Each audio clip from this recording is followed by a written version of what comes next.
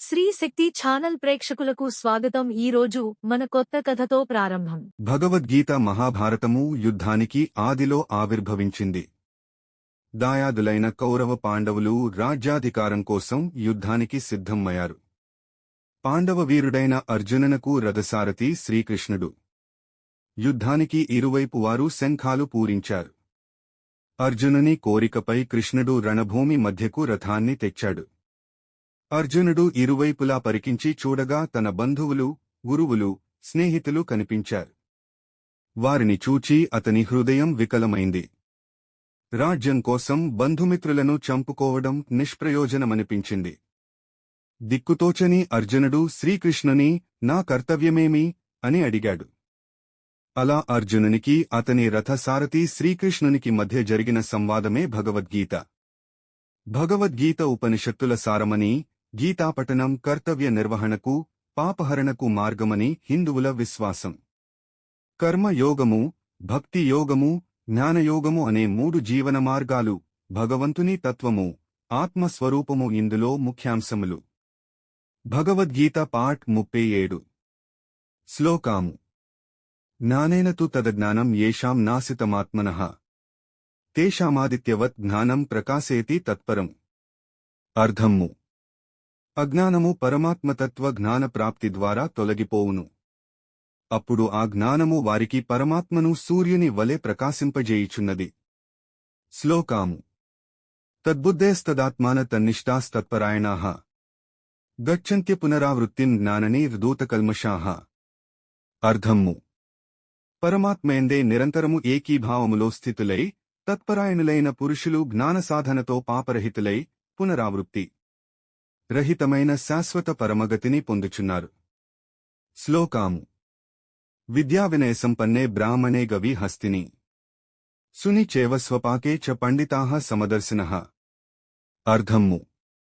విద్యావినయ సంపన్నుడైన బ్రాహ్మణునియందును, గోవు, ఏనుగు, కుక్క మొదలగు వానియందును, చండాలుని యందును సమదృష్టిని గలవానినే జ్ఞాని అందురు. శ్లోకాము.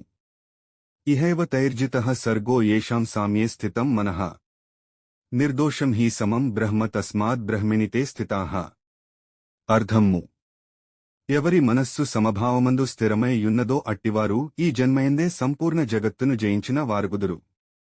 అనగా ప్రాపంచిక విషయాతీత స్థితికి చేరుదురు.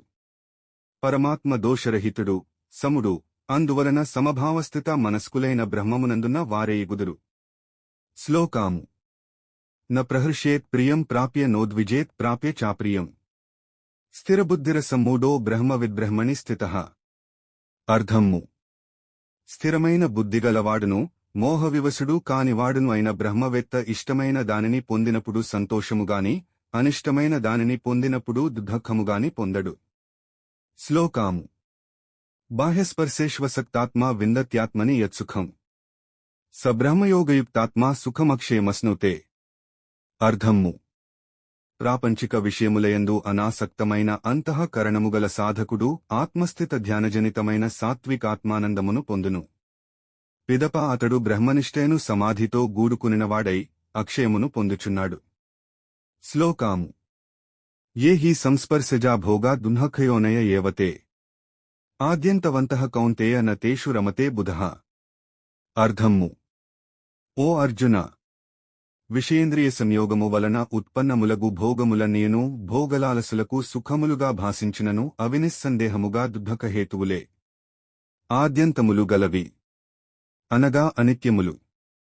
వివేకి వాటియందు ఆసక్తుడు కాడు. శ్లోకాము. శక్నోతి హైవ యః సోఢుం ప్రాక్ శరీర విమోక్షణాత్ కామక్రోద్భవం వేగం స యుక్తః స సుఖీ నరః. అర్థము. ఎవరు ఈ శరీరమును విడువకముందే అనగా జీవించి యుండగనే కామక్రోధాదుల ఉద్వేగములను అదుపులో నుంచుకుననో అతడే నిజమైన ఆత్మానంద యోగి. పాంతః. శ్లోకాము.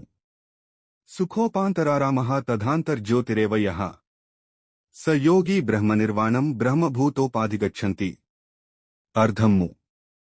ఎవరు అంతరాత్మయందే సుఖించుచు ఆత్మయందే రమించునో అట్టి ఆత్మజ్ఞానియైన సాంఖ్యయోగి పరబ్రహ్మ పరమాత్మయందు ఏకీభావస్థితుడై బ్రహ్మ సాక్షాత్కారమును పొందును.